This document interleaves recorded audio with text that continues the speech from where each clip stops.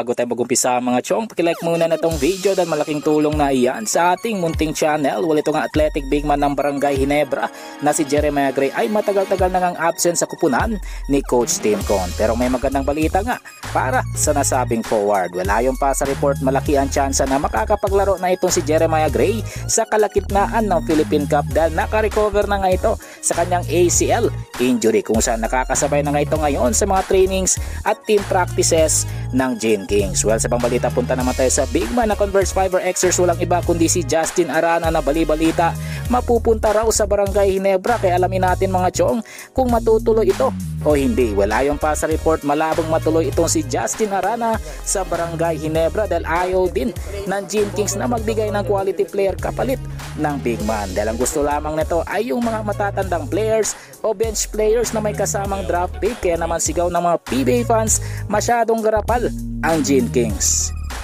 Muli sa ating balita mga chong, patungkol naman sa dating import na Magnolia na si Nick Rakocevic na siyang naging dahilan kung bakit andito sa PBA si SMB import na si Benny Boatwright. Well, ayon pa sa report, inamin mismo ni Benny Boatwright na ang former Magnolia import na si Nick Rakocevic ang nagsabi sa kanya na magugustuhan neto ang PBA at syempre ang City of Manila. Kaya man hindi niya na kailangan ng convincing power ng iba upang maglaro sa PBA kasama ang San Miguel Beermen. Well mga chong, hanggang dito na lang ang ating balitang PBA at syempre huwag kalimutan mag-subscribe at i-like itong video bilang pagsuporta. So this is Channel B once again.